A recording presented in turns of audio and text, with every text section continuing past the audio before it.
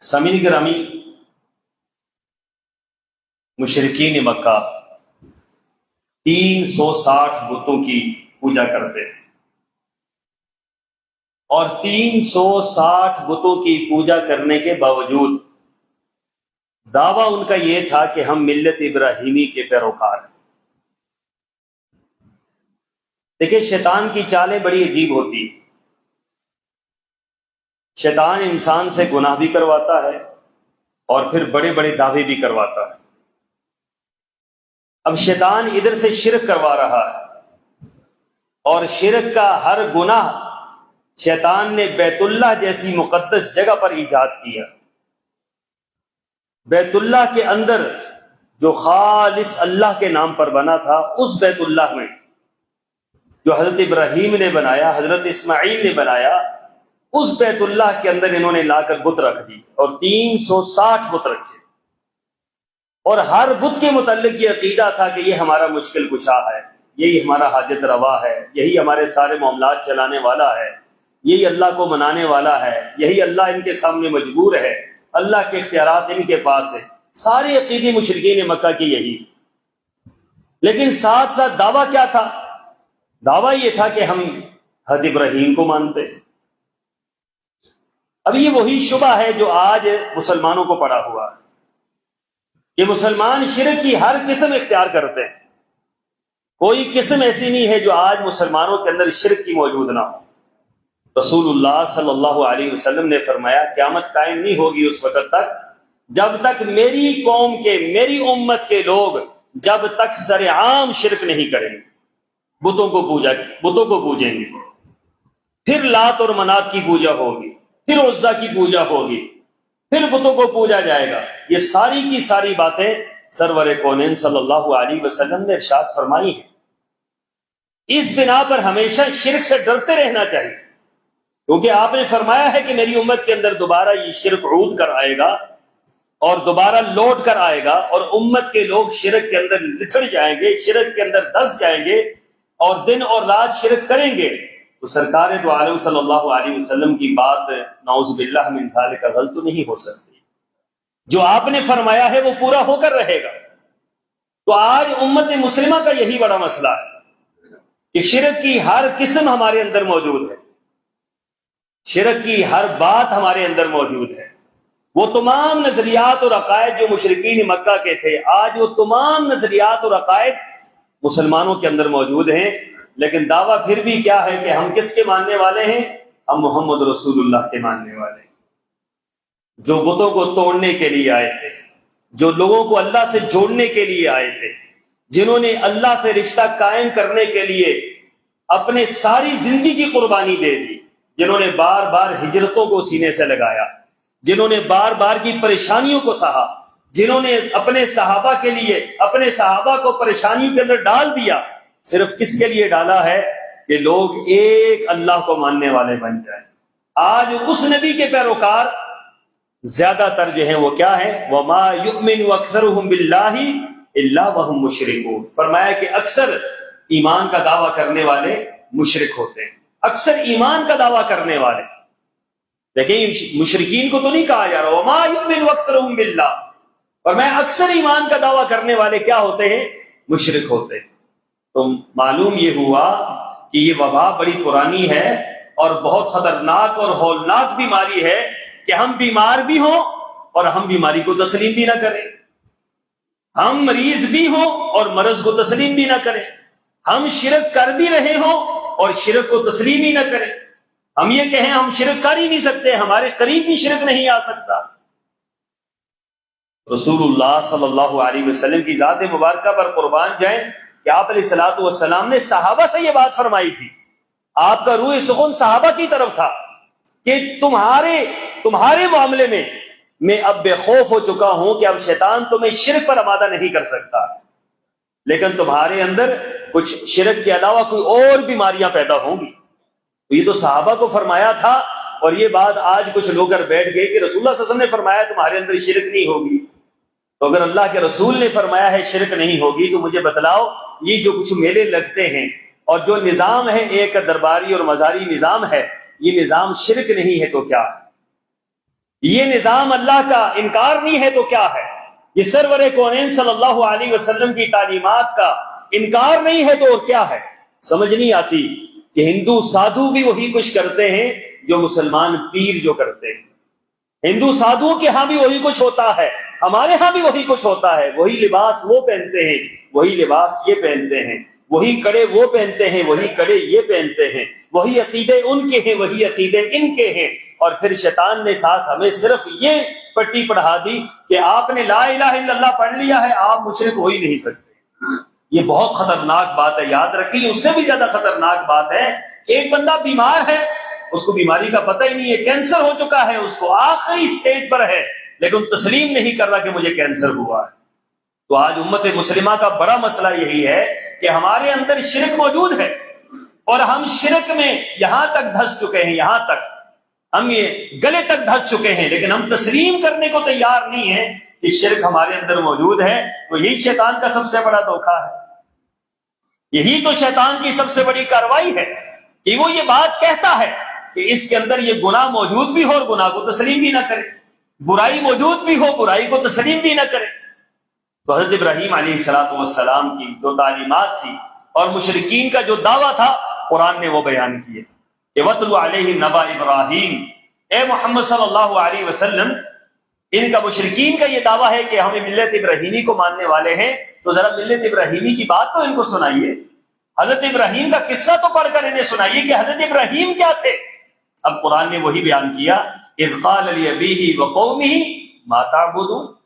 جب انہوں نے قوم کو دیکھا، جب اپنے باپ کو دیکھا، جب اپنے قبیلے کو دیکھا کہ وہ بتوں کی پوجا کر رہے ہیں، تو انہوں نے کہا تم ان کی پوجا کیوں کرتے؟ تو اب یہ دیکھیں نا، قرآن کے الفاظ بڑے عجیب ہیں. جو حضرت ابراہیم علیہ السلام کی جو قوم تھی، ان کے اندر کئی بیماریاں تھیں. وہ یہ بات کہتے تھے کہ ایک تو یہ بت ہمارے مشکل کشا ہے، دوسرا ان کا نظریہ یہ تھا کہ یہ جو سورج ہے یہ ہمارا مشکل کشا ہے، تیسرا نظریہ یہ تھا کہ یہ چاند یہ ہمارا مشکل کشا ہے، چوتھا نظریہ یہ تھا کہ جو ستارے ہیں، یہ ستارے جو ہیں یہ ہماری زندگی پر اس کے اثرات ہیں. اور آپ کو معلوم ہونا چاہیے کہ مسلمانوں کے اندر ایک بڑا طبقہ ہے جو یہ بات کہتا ہے کہ ستاروں کے اثرات ہمارے اوپر ہوتے ہیں. وہ کہتے ہیں کہ لفظ استعمال ہوتا ہے، آج کل آپ کے ستارے کیا ہیں، لفظ استعمال ہوتا ہے نا، تو یہ لفظ وہیں سے نکلا ہے. یہ بڑا کفریہ لفظ ہے جو ہماری زبانوں پر چڑھا ہوا ہے کہ آج کل ہمارے ستارے گردش میں، وہ ستارہ گھوم رہے. ستارے تو گھومتے ہی ہیں، ستارے کا تو کام ہی گھومنا ہے. اب اس ستارے کو منسلک کر دیا ہے آپ کے ساتھ. اور پھر آپ کا ستارہ کیا ہے جی؟ آپ کس مہینے میں پیدا ہوئے؟ میں اگست میں پیدا ہوا. آپ کا ستارہ جو ہے نا وہ ہوت ہے، آپ کا ستارہ جو ہے وہ فلاں ہے، آپ کا فلاں ہے. اور پھر باقاعدہ طور پر ایک کیلکولیشن کر کے یہ نکالا جاتا ہے آپ کا یہ ہفتہ کیسا رہے گا ستاروں کی روشنی میں. یہ نظریے کہاں سے نکلے ہیں مجھے یہ بتلائیے. یہ تو نظریے وہی تھے جو حضرت ابراہیم علیہ السلام نے جن کے خلاف جہاد کیا. ان نظریوں کو انہوں نے تہتے کیا تھا، ان نظریوں کی وجہ سے ان کی ساری لڑائی تھی قوم سے، قبیلے سے ساری لڑائی اسی بنیاد پر تھی. آج امت مسلمہ کے اندر یہ ساری چیزیں موجود ہیں کہ جی ستارے گردش میں ہیں. رسول اللہ صلی اللہ علیہ وسلم کے مبارک زمانہ میں بارش ہوئی، رات کو بارش برسی. آپ نے صبح صحابہ کرام کو یہ بات بیان فرمائی، فرمایا آج رات بارش برسی ہے. بارش کے برسنے کی وجہ سے کچھ لوگ مسلمان ہو گئے اور کچھ لوگ کافر ہو گئے. اب یہ دیکھیں بارش کے برسنے سے اسلام اور کفر کا کیا تعلق ہے، لیکن بہت گہرا تعلق ہے. صحابہ کرام پریشان ہو گئے کہ اللہ کے رسول یہ کیا ماجرا ہے، مثلا بارش کے برسنے سے مسلمان کیسے ہو گئے اور کافر کیسے ہو گئے؟ تو آپ علیہ الصلوۃ والسلام نے فرمایا کہ جن لوگوں نے بارش برسنے پر یہ کہا کہ فلاں ستارے کی وجہ سے بارش برسی ہے، فلاں ستارے کی وجہ سے بارش آئی ہے، تو انہوں نے کیا کیا، اللہ کا انکار کر دیا، وہ کافر ہو گئے. اور جنہوں نے کہا نہیں یہ اللہ کا حکم تھا بارش برسی ہے، ان کا ایمان کیا ہو گیا، مزید اللہ پر مضبوط ہو گیا، اللہ پر پختہ ہو گئے. تو یاد رکھیے کہ یہ جو ہمارے الفاظ ہوتے ہیں یہ عقیدے کی جو ہے وجہ ہوتی ہے، یہ عقیدہ باہر آ رہا ہوتا ہے. یہ جو ہمارے لفظ نکلتے ہیں کہ آج کل ستارے گردش میں ہیں، اور پھر یہ دیکھیں کہ ہمارے ہاں کئی چیزیں ایسی ہیں جو توہمات کے طور پر ہم استعمال کرتے ہیں. مثلا یہ اکثر آپ دیکھیں کہ گاڑیوں کے پیچھے یا آگے جوتی لگائی ہوئی ہوتی ہے، تو کبھی آپ سوچتے ہیں کہ جوتیاں کیوں لگائی ہوتی ہیں؟ گاڑی کے آگے جو آپ نے 1 کروڑ روپے کی گاڑی لی ہے اور آگے آپ نے 20 روپے کا ایک جوتا باندھ دیا ہے، چھوٹا سا جوتا. میں پہلی مرتبہ میں نے یہ ابتواد میں دیکھا تھا، تو میں کیری ڈبے میں بیٹھا ہوا تھا، تو میں نے اس سے پوچھا، میں نے سمجھا ویسے ہی چلتے چلتے کہ ایک جوتا ادھر لگ گیا اس کے ساتھ. تو میں نے کہا آپ کی گاڑی کے آگے جوتا لٹک رہا ہے. اس کے لفظ بڑے عجیب تھے. اس نے کہا اس کو جوتا نہ کہو، اس کو جوتا مبارک کہو. تو میں نے کہا کہ کیا مطلب اس کا؟ چھوٹا تھا اس نے کہا یہ پیر صاحب نے دم کر کے جوتا دیا ہے کہ جب تک یہ جوتا گاڑی کے آگے لٹکا رہے گا آپ کی گاڑی کا ایکسیڈنٹ نہیں ہوگا. تو پھر میں نے اس سے پوچھا تھا کہ میں نے کہا جب سے گاڑی آپ نے خریدی ہے تو آج تک ایک سے ایکسیڈنٹ نہیں ہوا؟ کہتے ہیں 10 مرتبہ ایکسیڈنٹ ہو چکا ہے. تو میں نے کہا پھر کیا فائدہ ہوا جوتے کا؟ تو وہ کہنے لگا جوتے کا فائدہ یہ ہے کہ ہے یہ پیر صاحب کا دیا ہوا ہے. فائدہ یہ ہے کہ یہ پیر صاحب نے دم کر کے دیا ہوا ہے. غلطی میری اپنی تھی تب ایکسیڈنٹ ہوا ہے. غلطی آپ کی ہو یا غلطی کسی کی ہو، آپ نے ایک عقیدہ بنا لیا ہے کہ یہ جوتا جو ہے یہ جب تک لگا رہے گا ایکسیڈنٹ نہیں ہوگا. تو یہ توہمات ہیں، یہ شرک ہے بنیادی طور پر. یہ جو ہمارے ہاں سرایت کر گیا ہے نا لوگوں کے اندر. اب آپ دیکھیں گے یہ کالے جو باندھتے ہیں، کالے دھاگے باندھتے ہیں، کالے کپڑے باندھتے ہیں گاڑیوں کے اوپر. یہ 3 کروڑ روپے کی گاڑی لی ہے اور اوپر کالے کپڑے باندھ دیے. یہ کالے کپڑے آگے پیچھے آپ دیکھیں نا گھوم رہے ہوتے ہیں کالے کپڑے، یہ ٹرکوں کے اوپر لگے ہوتے ہیں، بسوں کے اوپر لگے ہوتے ہیں. تو یہ آپ کا کیا خیال ہے یہ فیشن لگا ہوا ہے؟ نہیں، عقیدہ ہے. یہ عقیدہ ہے کہ یہ کالے کپڑے جو ہیں اس کو ایکسیڈنٹ سے بچائیں گے، یہ مشکل کشا ہے، یہ حاجت روا ہے، یہ کالا کپڑا ہے، کالے کپڑے کی وجہ سے اس کو نظر نہیں لگے گی. یہ عقیدہ ہے بنیادی طور پر. اور یہ کتنا خطرناک اور کتنا عجیب و غریب عقیدہ ہے کہ کالا کپڑا آپ کو بچائے گا. جو خود پھٹ گیا ہے، جس کو آپ پھاڑ رہے ہیں، جس کو آپ سی رہے ہیں، جو آپ کے ہاتھوں میں جو ہے لیر و لیر ہو رہا ہے، اس کے بارے میں نظریہ آپ کا یہ بن رہا ہے کہ یہ میرا مشکل کشا ہے. اور پھر اور کئی چیزیں آج کل اب جدید شرک کی اقسام آ رہی ہے نا. آج جو گاڑی کے آگے وہ لگانے کے بجائے، جوتا لگانے کے بجائے گاڑی کے پیچھے بندر لگا دیتے ہیں. اور یہ باقاعدہ عقیدہ ہے، یاد رکھیں. بندر لگانے کا عقیدہ ہے، ہندوؤں کا عقیدہ ہے. ہندوؤں کا عقیدہ ہے کہ جس گھر کے اندر بندر ہو یا جس چیز کے اندر بندر ہو وہاں پر اللہ کا عذاب نہیں آتا. اب انہوں نے لگا دیے گاڑیوں کے پیچھے بندر لگ گیا. آپ تو سمجھتے ہوں گے بچوں کے کھلونے لگے ہوئے ہیں، یہ بندر باقاعدہ طور پر عقیدے کی بنیاد پر لگایا جاتا ہے. یہ بتلائیے نا کون سی شرک کی قسم ایسی ہے کہ جو ہمارے ہاں موجود نہیں ہے اور پھر ہم ماننے کو تیار نہیں ہیں. آپ ذرا پوچھیں نا جن لوگوں نے یہ کام کیا ہے ان سے پوچھیں آپ مسلمان ہیں؟ ہم سے بڑا اچھا مسلمان کون سا ہے؟ اچھا آپ کا عقیدہ مجھ سے اچھا عقیدہ کس کا ہے؟ آپ رسول اللہ کو مانتے ہیں؟ مجھ سے بڑا عاشق رسول کون ہے؟ تو یہ کیا ہے؟ یہاں پر کوئی جواب نہیں بن پائے گا. جو یہاں پر حضرت ابراہیم علیہ الصلوۃ والسلام نے پوچھا اذ قال لأبیہ وقومہ ما تعبدون، بھئی ان کی عبادت کیوں کرتے ہو تم، ان بتوں کو کیوں پوچھتے ہو تم؟ تو کہنے لگے قالوا نعبد اصناما فنظل لها عاکفین. وہ کہنے لگے ہم بتوں کی پوجا کرتے ہیں، ان کے پاس ہم بیٹھے رہتے ہیں، یہ ہمارے مشکل کشا ہیں، ہماری پریشانیاں حل کرتے ہیں، ہماری مشکلیں حل کرتے ہیں، اس لیے ان کے سامنے ہم جھکے رہتے ہیں، ان کے نام کی نظر و نیاز دیتے ہیں، ان کے نام کے کھانے دیتے ہیں، مہینے میں ان کے نام کی، مہینے کے بعد ہم 11ویں 12ویں دیتے ہیں، ہم سارے کام کرتے ہیں ان کے لیے. تو قرآن نے پھر حضرت ابراہیم علیہ الصلوۃ والسلام کی بات نقل کی حال یسمعونکم اذ تدعون. بھائی جب سے تم ان بتوں کے سامنے بیٹھے ہو کبھی ان بتوں سے بات بھی تمہاری ہوئی ہے؟ انہوں نے بات کی ہے تم سے کبھی؟ جب تم انہیں پکارتے ہو کہ اے مشکل کشا تو یہ کبھی بات کرتے ہیں، کوئی جواب دیتے ہیں؟ او ینفعونکم او یضرون، یا کبھی تمہیں تکلیف پہنچی ہے تو کبھی نفع بھی انہوں نے دیا ہے؟ نفع و نقصان کے مالک ہیں یہ؟ یہ تو سوال بڑے زبردست تھے اور بڑے بہترین سوالات تھے. تو اس کا جواب کیا تھا؟ جواب اس کا ایک ہی تھا جو آج بھی یہی جواب ہے دنیا والوں کے پاس. آپ ان سے پوچھیں کہ آپ یہ کام کیوں کرتے ہیں، جواب کیا ہے؟ قالوا وجدنا آباءنا كذلك يفعلون. ہم نے اپنے بڑوں کو اسی طرح پایا، ہمارے آباء و اجداد اسی طرح کرتے تھے، ہمارے بزرگ اسی طرح کرتے تھے، ہمارے بڑے اسی طرح کرتے تھے، ہم تو بڑوں کے نقشے قدم پر ہیں. تو یہ بڑوں کی وجہ سے یہ سارا کچھ ہو رہا ہے، جن بڑوں کے پیچھے یہ چل رہے ہیں ان بڑوں کی وجہ سے یہ سارا کچھ ہو رہا. تو قرآن کے الفاظ کیا ہیں کہ حضرت ابراہیم نے کیا کہا؟ قال افرأیتم ما کنتم تعبدون. اللہ اکبر. بھلا دیکھو جن کو تم عبادت کرتے ہو اور جن کی تم پوجا کر رہے ہو، انتم وآباؤکم الاقدمون، تم ہو اور تمہارے باپ دادا جن کی پیروی کرتے رہے، فإنہم عدو لی لا رب العالمین. فرمایا کہ میں ان کو اپنا دشمن سمجھتا ہوں، یہ میرے دشمن ہیں. کیوں؟ یہ مجھے جہنم کا راستہ دکھلا رہے ہیں. اللہ کو چھوڑ کر کسی چیز کی عبادت بھی انسان کو جنت میں لے جا سکتی، انسان کو جہنم کی طرف لے کر جائے گی، نہیں تو مجھے جہنم میں لے کر جائیں گے۔ بتوں کی پوجا ہو، انسانوں کی ہو، حیوانات کی ہو، درختوں کی ہو، جس چیز کی اللہ کو چھوڑ کر آپ عبادت کرتے ہیں وہ کدھر لے کر جائے گی؟ آپ کو جہنم میں لے کر جائے گی۔ حضرت ابراہیم فرما رہے ہیں یہ تو میرے دشمن ہیں، یہ بت تو مجھے اللہ سے توڑ دیتے ہیں۔ جب بندہ اللہ کو چھوڑتا ہے، یاد رکھیں، اور اللہ کو چھوڑ کر کسی اور کی طرف جاتا ہے، اللہ تعالیٰ اس سے ناراض ہو جاتا ہے۔ اللہ تعالیٰ فرماتے ہیں ان اللہ لا یغفر ان یشرک بہ ویغفر ما دون ذلک لمن یشاء۔ دنیا والوں ہر گناہ اللہ معاف کر دے گا، لیکن اللہ تعالیٰ شرک کو معاف نہیں کرے گا۔ اللہ نے قسم اٹھا لی ہے میں معاف نہیں کروں گا۔ تو فرمایا کہ یہ تو میرے دشمن ہیں، مجھے جہنم میں لے کے جائیں گے۔ پھر حضرت ابراہیم علیہ السلام نے قوم کے سامنے وہ دعوت رکھی، وہ دلائل رکھے جو دلائل آج بھی دنیا والوں کے سامنے کھول کر بیان کیے جائیں۔ اللہ کی قسم ہے لوگوں کے پاس کوئی جواب نہیں، کوئی جواب کسی کے پاس ان دلائل کا نہیں۔ اتنے زبردست دلائل ہیں۔ پہلی دلیل کیا دی؟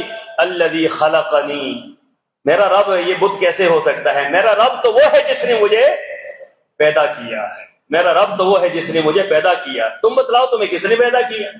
اچھا، ان سے جب پوچھا جاتا تھا ان بتوں نے پیدا کیا، کہتے نہیں پیدا کیا۔ تمہیں انہوں نے پیدا، قبر والوں نے پیدا کیا، نہیں پیدا کیا۔ تمہیں فلاں پیر نے پیدا کیا، نہیں پیدا کیا۔ پیدا کس نے کیا ہے؟ وَلَئِن سَأَلْتَهُم مَّنْ خَلَقَ السَّمَاوَاتِ وَالْأَرْضَ لَيَقُولُنَّ اللَّهُ۔ جب ان سے پوچھا جاتا زمین کو کس نے بنایا، آسمان کو کس نے بنایا، تمہیں کس نے بنایا، تو کہتے ہیں کہ ہمیں کس نے بنایا ہے؟ اللہ نے بنایا۔ اچھا، سب کچھ جب اللہ نے کیا ہے، الذی خلقنی، وہ ذات کی جس نے مجھے پیدا کیا ہے، میں تو اس کی عبادت کروں گا۔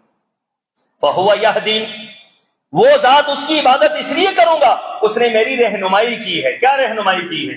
کبھی آپ نے سوچا ہے یہ چھوٹا سا وہ طوطا، یہ چھوٹی سی چڑیا، اس کو آپ دیکھیں، اس کا بچہ جو ہے انڈے سے نکلتا ہے تو کس کی طرف بھاگتا ہے؟ وہ ماں کی طرف بھاگتا ہے۔ الذی خلقنی فہو یہدین، اس کو یہ راستہ کس نے بتلایا کہ تجھے یہاں سے دودھ ملے گا، تجھے یہاں سے جو ہے دانا ملے گا، یہاں منہ کھول اور تجھے یہاں سے جو ہے وہ کھانا کھلایا جائے گا؟ اس کو کس نے یہ راستے دکھلائے؟ کس نے یہ طریقے دکھلائے؟ یہ طریقے دکھلانے والا، یہ راستے دکھلانے والا، یہ رہنمائی کرنے والا کون ہے؟ یہ میرا اللہ ہے۔ بچہ پیدا ہوتے ہی ماں کی چھاتی کی طرف لپکتا ہے، منہ کھولتا ہے، روتا ہے، مانگتا ہے، اس کو یہ رہنمائی کس نے کی ہے؟ میرے اللہ نے کی ہے۔ کوئی اس کی رہنمائی کرنے والا؟ وہ تو نہ سن سکتا ہے، نہ دیکھ سکتا ہے، نہ بول سکتا ہے، لیکن وہ لپکتا ہے اس طرف کہ مجھے یہاں سے کھانا ملے گا، یہاں سے مجھے خوراک ملے گی، اور اس کو پتا ہے منہ کھولوں گا تو یہاں سے خوراک اندر جائے گی۔ اس کو کس نے کہا، کس نے یہ تعلیم دی کہ تو منہ کھول، تیرے منہ کھلنے سے تیرے اندر خوراک جائے گی اور یہ تیرا جسم کا حصہ بنے گی اور تجھے یہ آگے بڑھائے گی؟ تو یہ ہدایت دینے والا کون ہے؟ اللہ اکبر، یہ ہدایت دینے والا میرا اللہ ہے، یہ راستے دکھلانے والا میرا اللہ ہے۔ حضرت ابراہیم نے فرمایا الذی خلقنی فہو یہدین، میرا رب تو وہ ہے جس نے مجھے پیدا کیا اور مجھے ہدایت دیتا ہے۔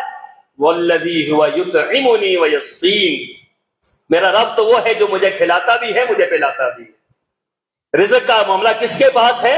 رزق کا معاملہ تو اللہ کے پاس۔ رزق انسان کو اللہ نے، کسی انسان کو اللہ نے رزق کا مالک بنایا ہی نہیں، نہ اللہ نے پانی کا مالک بنایا، نہ رزق کا مالک بنایا۔ اگر یہ ملکیت کسی انسان کے ہاتھ میں ہوتی تو کوئی انسان بھی دنیا کے اندر کسی کو زندہ رہنے دیتا؟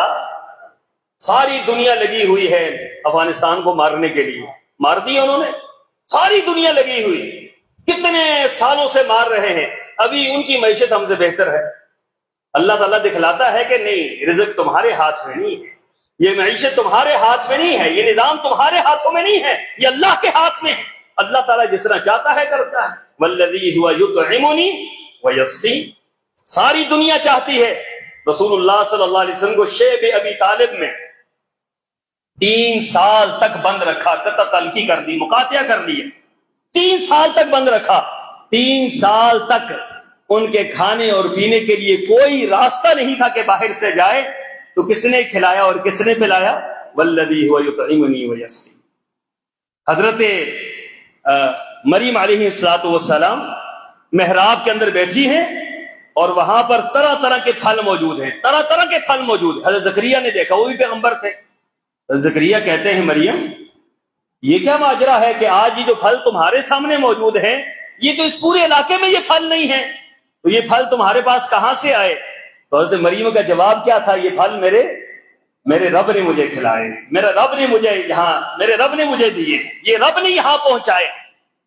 تو حضرت زکریا نے جب دیکھا کہ اللہ تعالیٰ اگر بنا موسم کے پھل مریم کو دے سکتا ہے تو میری طاقت اور قوت ختم ہو چکی ہے، تو میں کیوں محتاج ہو چکا ہوں، میں کیوں مجبور ہو چکا ہوں، میں کیوں مایوس ہو چکا ہوں؟ لہٰذا میں بھی اللہ سے اولاد مانگتا ہوں۔ 80 سال کی عمر میں اللہ سے اولاد مانگی، اللہ نے حضرت یحییٰ عطا کی۔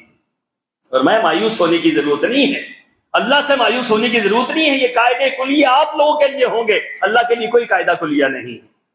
یہ دنیا کا معاملہ آپ کے لیے ہوگا، اللہ کے لیے کوئی معاملہ نہیں ہے۔ اللہ جس طرح چاہتا ہے کرتا ہے۔ تو فرمایا کہ والذی هو یطعمنی ویسقین، میرا رب تو وہ ہے جو مجھے کھلاتا بھی ہے اور پلاتا بھی ہے۔ اچھا، پھر میرا رب وہ ہے وَإِذَا مَرِضْتُ فَهُوَ يَشْفِينِ۔ دیکھیں ڈاکٹروں کے ہاتھ میں شفا ہوتی نا، کوئی مرتا ہی نہ۔ اگر ڈاکٹروں کے ہاتھ میں شفا ہوتی، ڈاکٹر کیا کہتے ہیں؟ ڈاکٹر کہتے ہیں شفا من جانب اللہ، بھائی شفا تو ادھر سے آئے گی، آپ کس لیے بیٹھے ہیں بھائی؟ آپ کس لیے؟ وہ کہتے ہیں ہم تو صرف دوا دیتے ہیں، آپ دعا بھی کریں اور آپ اللہ سے امید رکھیں شفا اللہ سے ملے گی، تو یقیناً شفا اللہ دیتا ہے۔ اگر اللہ کی طرف سے شفا نہ ہوتی تو یاد رکھے کہ یہ دنیا کا نظام ہی بڑا عجیب ہو جاتا۔ ڈاکٹر جس کو چاہتے شفا ملتی، جس کو چاہتے جو ہے وہ بیماری مل جاتی، جس کو چاہتے جو ہے مار دیتے، جس کو چاہتے زندہ کرتے۔ ایسا ہو ہی نہیں سکتا ہے، یہ نظام میرے اللہ کے پاس ہے۔ وَإِذَا مَرِضْتُ فَهُوَ يَشْفِينِ، فرمایا جب میں بیمار ہوتا ہوں تو مجھے شفا دینے والا کون ہے؟ شفا دینے والا اللہ ہے۔ بیماریاں بھی آتی ہے اللہ کی طرف سے، شفا بھی اللہ کی طرف سے آتی ہے۔ اور قرآن پاک میں اللہ نے ایک بڑی مثال دی حضرت ایوب کی۔ حضرت ایوب کو اللہ نے بیماری لگا دی، اور بیماری بھی ایسی، قوم چھوڑ گئی، قبیلہ چھوڑ گیا، رشتہ دار چھوڑ گئے، ایک بیوی اور ایک مرد، 2 حضرات موجود ہیں۔ 12 سال تک اس بیماری کے اندر مبتلا رہے، اور 12 سال کے بعد اللہ تعالیٰ سے دعا مانگی، اور دعا کیا تھی؟ اے اللہ میرے اوپر آزمائش آ گئی ہے، اے اللہ میرے اوپر ایک ایسا وقت آ گیا ہے کہ ساری کائنات کے لوگ مجھے چھوڑ چکے ہیں، اے رب میں تیرے سامنے اپنی جھولی پھیلا رہا ہوں، اے اللہ مجھے اپنی رحمت سے شفا عطا فرما دے۔ تو میرے رب نے کیا کہا؟ میرے رب نے فرمایا اے ایوب اب یہاں سے اٹھنے کی ضرورت بھی نہیں ہے، اب کہیں جا کر ڈاکٹر کی دوائی لینے کی ضرورت بھی نہیں ہے، اب کسی اسپتال میں جا کر داخل ہونے کی ضرورت بھی نہیں ہے۔ ارکض برجلک ھذا مغتسل بارد وشراب، جہاں پر لیٹے ہو یہیں پر اپنی ایڑی کو رگڑو، یہیں سے ہی کیا نکلے گا؟ پانی نکلے گا، اس پانی کو پی لو، اندر کی بیماریاں ختم، اس سے نہا لو، ظاہری بیماریاں ختم ہو جائیں۔ ساری بیماریاں اللہ نے 1 سیکنڈ میں ختم کر دی۔ وَإِذَا مَرِضْتُ فَهُوَ، دیکھیں نا حضرت ہاجرہ کو کہاں چھوڑ کر گئے تھے حضرت ابراہیم؟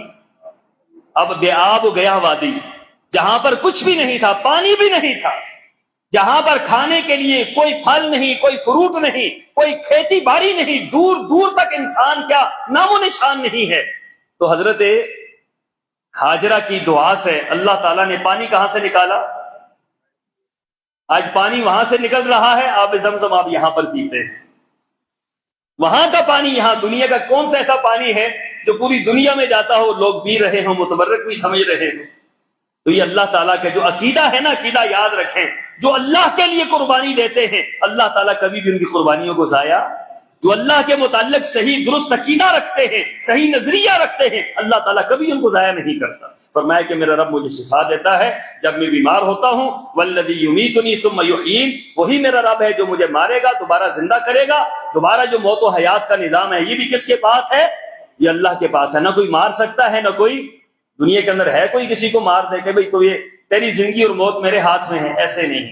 کتنے لوگ ہیں 10 گولیاں لگ کے بھی زندہ رہتے ہیں، اور کتنے لوگ ہیں کھڑے کھڑے مر جاتے ہیں۔